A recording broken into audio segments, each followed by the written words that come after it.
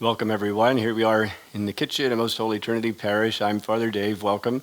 We're going to do something very, very simple tonight. We're just going to make a little fruit salad because we're just going to talk about something also very simple. A couple of famous hymns that we probably all know, but you might not know the whole story behind them. So one would be Rock of Ages, and that was written by an Anglican pastor, and he had an experience where he was in Burrington Combe, England, and he got caught in a storm, and he managed to climb up into a cleft in a cliff, and that's where he got the idea for the song Rock of Ages, and he started writing down the words. So Rock of Ages, cleft for me, meaning a place for him to find refuge, and so he stayed there, wrote the song. But if we think about the Rock of Ages, there's also some other connections that we might not make right away that were part of his inspiration. In Jerusalem, in the Dome of the Rock, the rock is there that for the Jewish tradition and also for the Muslim, that is the spot where God began creation. It's also where he created Adam. It's also where Abraham was going to sacrifice Isaac. And so there we have a very famous spot. It was also where the temple was built. So it's the Temple Mount. And it was a temple that was built during the days of the Maccabees, so about 200 BC, when the Greek king had conquered Jerusalem, and he'd also put up an altar to Zeus in the temple and was offering pigs as sacrifices. That the Maccabees rose up in revolt, put the Greeks out of Jerusalem, and they cleansed the temple. And that's where we get Hanukkah from. That's a celebration of the dedication of the temple.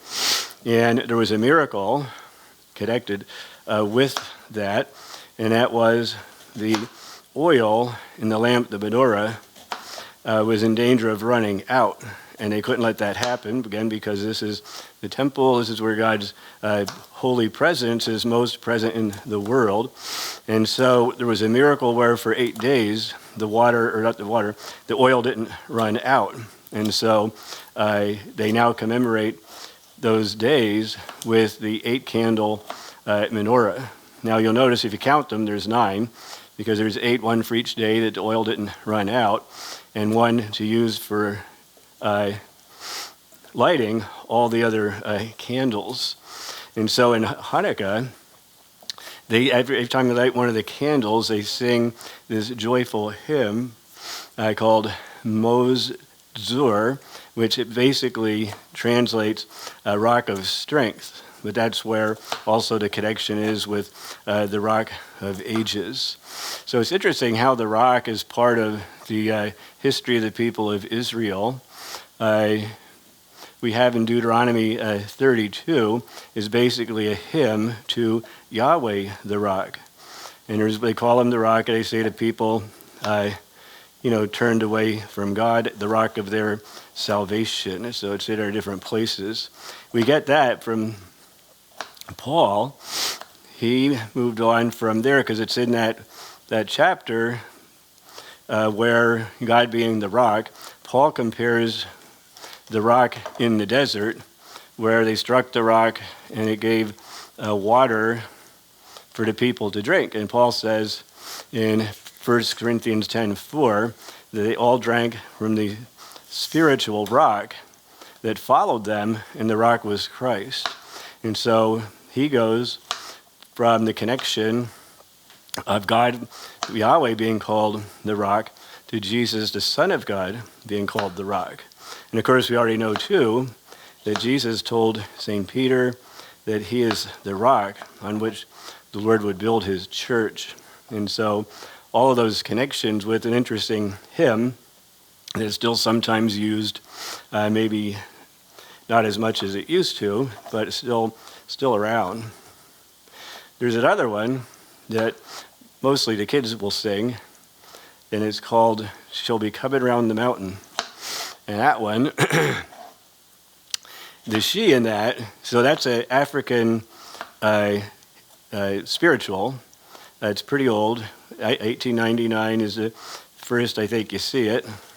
And it was mostly in the East, where slaves would be working on the railroad, and they would sing that. So the she in the song is a chariot, and it's the chariot. So this is a hymn about the second coming, what we call the parousia.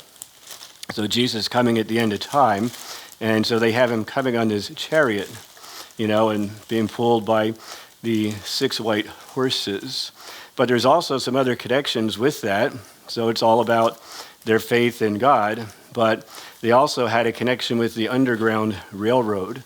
And so in that version of the song is the same words, but the meaning to the inside group would be Mother Jones, who was a person of influence who was organizing unions for the railroad. So something not popular with the owners, but very popular with the workers, even those who maybe were the most downtrodden. And so we have just a couple interesting things in those 2 hymns, or those 2 songs, both having to do something with God and his people. And so we just had something very simple, some songs we all know, and a dish we all could make very easily. So we just ask the Lord's blessing on you as we head towards Pentecost. Lord may bless you with his Spirit. In the name of the Father, Son, and Holy Spirit.